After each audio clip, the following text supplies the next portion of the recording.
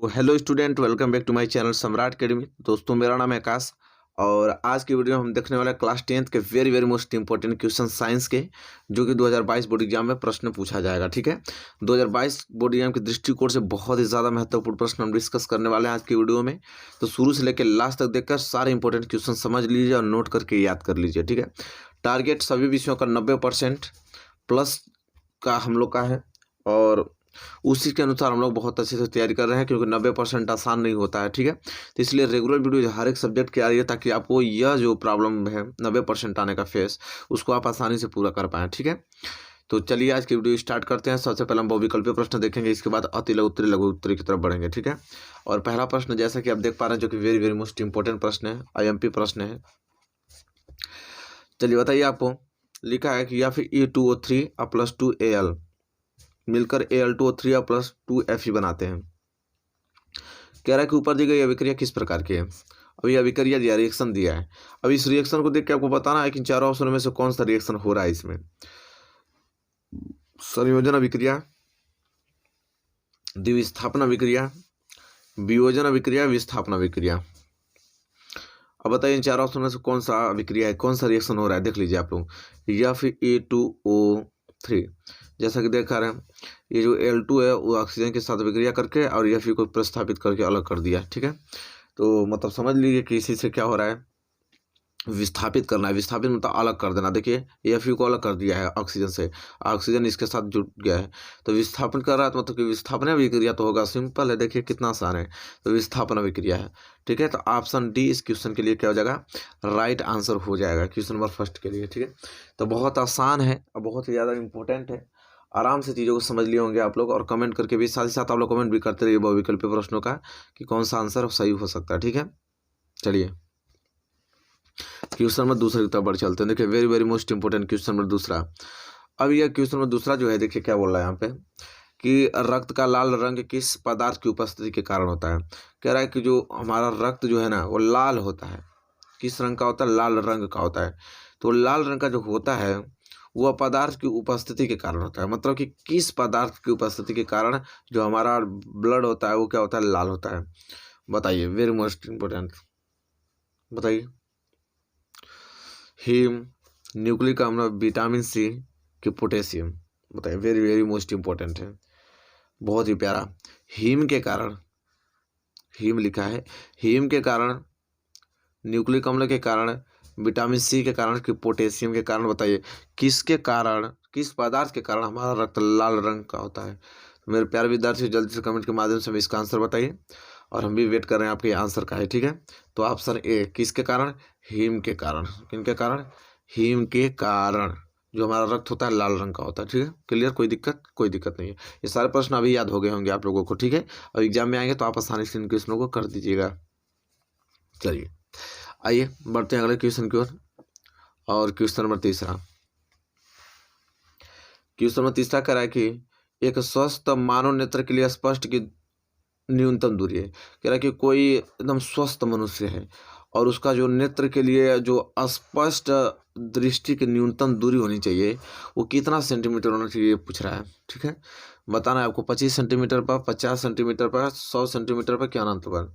Very very most important question है। आपको बताना है कि कोई स्वस्थ हेल्दी मनुष्य है और उसके नेत्र के लिए जो स्पष्ट की जो दूरी होगी, न्यूनतम दूरी, वो कितना सेंटीमीटर की दूरी पर अगर रख दिया जाए उस वस्तु को, तो एक स्वस्थ मनुष्य उसको बहुत आराम से क्लीन पढ़ लेगा। ठीक है, ये क्वेश्चन करने का मतलब है, और आपको इसको बताना आंसर क्या होगा। वेरी मोस्ट इंपॉर्टेंट है, बहुत ही प्यारा प्रश्न, जल्दी बताइए। तो वह है 25 सेंटीमीटर। आप लोग भी जाते हैं कि 25 सेंटीमीटर पर किसी वस्तु को अगर रख दिया जाए तो एकदम पूरा स्वस्थ, एकदम साफ क्लीन हमको दिखेगा। कितना सेंटीमीटर पे, 25 सेंटीमीटर पर रख दिया जाए तो। क्लियर हो गया ना यहाँ तक, बताइए कितना। प्रश्न नंबर तीसरा था क्लियर। चलिए प्रश्न नंबर चौथा, इसमें मुलाकात हुई। अब यह प्रश्न चौथा कि वेरी मोस्ट इंपॉर्टेंट है। कह रहा है कि विद्युत न्यूटन बराबर होता है। अब आप ही बताइए कि एक विद्युत अगर न्यूटन है, एक विद्युत न्यूटन, ठीक है, तो किसके बराबर है, वाट के, किलोवाट के, किलोवाट प्रति घंटा के, कि किलोवाट घंटा के। बताइए, वेरी वेरी मोस्ट इंपॉर्टेंट है, कीजिए जल्दी से कमेंट कीजिए। एक विद्युत न्यूटन बराबर होता है किसके, वाट के, किलोवाट घंटा, किलोवाट प्रति घंटा, किलोवाट घंटा के। मात्रक तो जानते होंगे भाई भी ना, ये सब सारी चीज़ें आपको क्लियर होना चाहिए अगर बोर्ड एग्जाम की तैयारी कर रहे हैं 2022 बोर्ड एग्जाम की। तो एक विद्युत न्यूटन बराबर होता है किलोवाट घंटा की, याद कर लीजिएगा, नहीं याद हो रहा है तो ठीक है, क्योंकि वेरी वेरी मोस्ट इंपॉर्टेंट यह प्रश्न है, ठीक है। तो याद कर लीजिएगा किसी कीमत पे कि एक विद्युत न्यूटन बराबर होता है किलोवाट घंटा। क्लियर ना। चलिए क्वेश्चन नंबर 5 जो कि वेरी वेरी मोस्ट इंपॉर्टेंट है, इसको ही बताना है आप लोगों को एकदम सही से आंसर, कि एथिलीन क्षारीय पोटेशियम परमानेंट के साथ क्रिया करके देता है। कह रहा है जो ना कि एथिलीन क्षारीय है वो पोटेशियम परमैंगनेट के साथ क्या करता है, क्रिया करके क्या बना देता है। एथिलीन क्षारीय पोटेशियम परमैंगनेट के साथ अभी क्रिया करके क्या बनाता है, एसिटिलीन बनाता है कि एथेन बनाता है कि ग्लाइकॉल बनाता है कि एथिल एल्कोहल बनाता है, बताइए।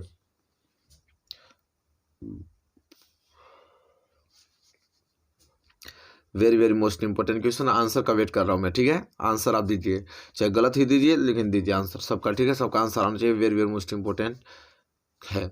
एथिलीन क्षारीय पोटेशियम परमानेंट के साथ क्रिया करके देता है, मतलब देता है क्या बनाता है, क्या बनाता है, तो मेरे प्यार विद्यार्थियों ग्लाइकॉल बनाता है। क्या बनाता है, ग्लाइकॉल बनाता है। वेरी वेरी मोस्ट इंपॉर्टेंट है, ठीक है। ग्लाइकॉल पांचों के लिए ऑप्शन सी हो जाएगा राइट आंसर, ठीक है। चलिए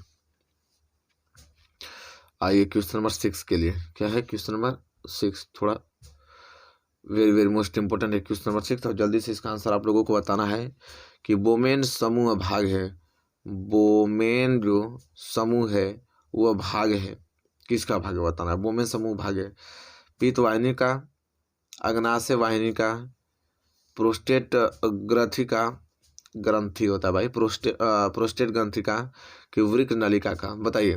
वोमेन समूह जो होता है वो भाग है किसका, इन चार ऑप्शन में से किसी न किसी का भाग है और आपको बताना है, क्योंकि वेरी वेरी मोस्ट इंपॉर्टेंट है क्वेश्चन नंबर 6। तो बताइए वोमेन, बताइए वोमेन संपूत भाग है, हम समूह कह रहे थे क्या, सॉरी संपूत भाग है, वोमेन संपूत भाग है, समूह थोड़ी, संपूत संपूत भाग है। तो वृक्क नलिका का ऑप्शन डी इसके लिए राइट आंसर हो जाएगा। वोमेन संपूत भाग है किसका, वृक्क नलिका का। Very very most important question है, ठीक है। क्लियर हो गया, बहुत ही प्यारा प्रश्न था, आई होप आपने अच्छे तरीके से क्लियर कर लिया होगा इसे। तो बताइए कोई दिक्कत, किसी को आपत्ति, किसी को नहीं। अब प्रश्न नंबर 7 की तरफ आते हैं जो कि सब्जेक्टिव क्वेश्चन है। ऑब्जेक्टिव क्वेश्चन तो आपने अच्छे तरीके से कवर कर ही लिया, ठीक है। बताइए कि तालाब में जहाँ यूरिया पौधे अधिक होते हैं, तालाब में जहाँ जलीय, यूरिया में बोल रहा था यार, तालाब में जहाँ जलीय पौधे अधिक होते हैं, पौधे लिखा हुआ है, ठीक है, थोड़ा थोड़ा ध्यान से। तालाब में जहाँ जलीय पौधे अधिक होते हैं, जल के सतह पर बुलबुले उठते दिखाई देते हैं, क्यों। देखिए वेरी मोस्ट, बहुत प्यारा सवाल है, पकड़िए, बहुत मोस्ट इंपोर्टेंट है कि तालाब में जहाँ जलीय पौधे अधिक होते हैं ना, जल के सतह पर बुलबुले उठते दिखाई देते हैं, क्यों क्यों दिखाई देते हैं, पूछ रहा है, वेरी मोस्ट इंपोर्टेंट। तो जलीय पौधे के प्रकाश संश्लेषण द्वारा, जलीय पौधे के प्रकाश संश्लेषण द्वारा ऑक्सीजन गैस छोड़ते हैं।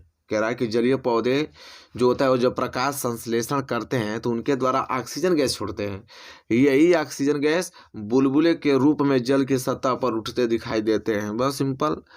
कोई आपसे पूछे कि जो तालाब में जहाँ जलीय पौधे अधिक होते हैं भाई, वहाँ पे उनके सतह पर बुलबुले उड़ते दिखाई देते हैं, क्यों, तो बुलबुले इसलिए दिखाई देते हैं कि जो जलीय पौधे जो होता है ना वो प्रकाश संश्लेषण करता है, और प्रकाश संश्लेषण से जानते हैं आप ऑक्सीजन गैस छोड़ता है वो, तो ऑक्सीजन गैस छोड़ता है तो यही ऑक्सीजन गैस बुलबुले के रूप में क्या होता है, जल की सतह पर उठते हुए दिखाई देते हैं। बस सिंपल, कुछ करने की जरूरत नहीं है, सिंपल याद हो गया आप लोगों को। प्रश्न नंबर 7वां वेरी वेरी मोस्ट इंपॉर्टेंट था, आसानी से आपने इस प्रश्न को क्या किया, कवर कर लिया, यही याद कर लिया आपने, और एग्जाम में आएगा तो आसानी से इसको लिख भी देंगे, हम जानता हूँ, ठीक है। विश्वास है आप लोग पे, क्योंकि तैयारी आप लोग बहुत अच्छे से कर रहे हैं, ठीक है। प्रश्न नंबर 8वां, प्रभावी तथा अप्रभावी लक्षणों से आप क्या समझते हैं। आप पूछ रहा है यहाँ पे कि प्रभावी और अप्रभावी लक्षण क्या है, प्रभावी तथा अप्रभावी लक्षण से आप क्या समझते हैं, ये पूछ रहा है। तो चलिए आज जान लेते हैं कि प्रभावी लक्षण क्या होता है और अप्रभावी लक्षण क्या होता है। जैसे कि उत्तर के माध्यम से समझेंगे हम लोग। यहाँ पे लिखा है कि एक लक्षण के दो कारकों में, एक लक्षण के दो कारकों में जो अपना प्रभाव प्रदर्शित करता है वो प्रभावी लक्षण कहलाता है। देखिए कोई भी लक्षण है, देखिए कोई भी कारक है, अगर वो अभिक्रिया कर रहा है तो कोई ना कोई दो लक्षण तो छोड़ेगा, जिसका उसका लक्षण कोई ना कोई प्रभाव कर देगा या तो अप्रभावी रहेगा। तो ये कह रहा है कि एक लक्षण के जो दो कारक में जो अपना प्रभाव प्रदर्शित कर देता है, तो अपना प्रभाव जो प्रदर्शित करेगा प्रभावी लक्षण कहलाएगा, जाहिर सी बात है। जबकि दूसरा जो होते हुए भी अपने प्रभाव को क्या करेगा, प्रदर्शित नहीं करता है, वो उसके साथ होते हुए भी अपने प्रभाव को क्या करेगा, प्रदर्शित नहीं करता है, उसे अप्रभावी लक्षण कहते हैं। बस सिंपल।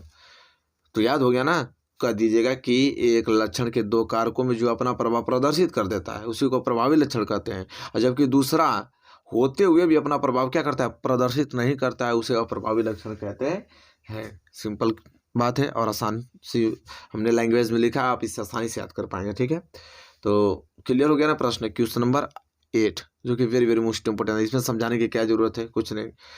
दो लक्षण कारकों में अपना जो प्रभाव प्रदर्शित करेगा भाई क्या कहलाएगा, प्रभावी। दूसरा उपस्थित होने के बावजूद भी अपना प्रभाव प्रदर्शित नहीं करता है, अप्रभावी लक्षण कहलाएगा। बस क्लियर हो गया। तो क्वेश्चन नंबर 8 क्लियर। चलिए आइए क्वेश्चन नंबर 9 की तरफ, जो कि very very most important question, जैसा कि देख पा रहे हैं आप।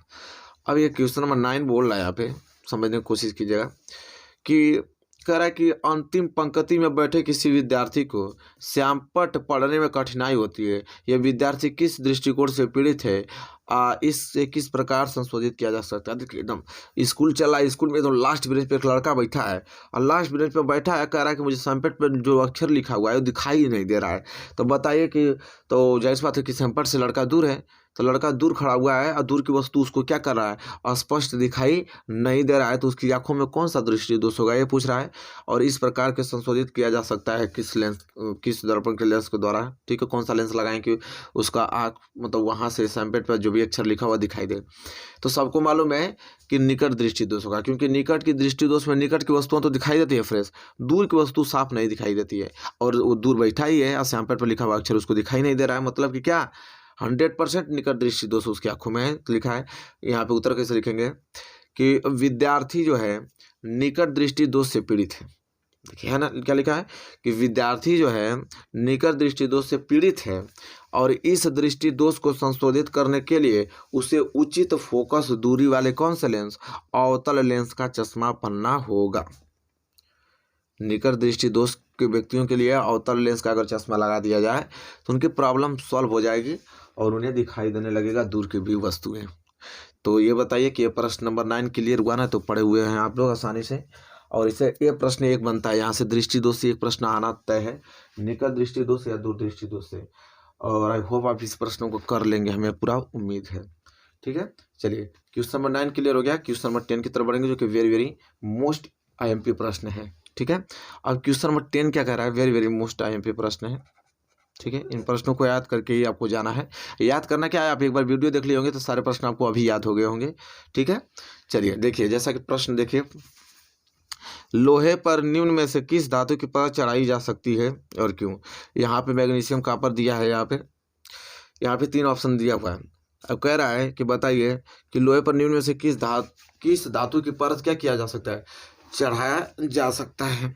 ठीक है, वेरी वेरी मोस्ट इंपोर्टेंट है।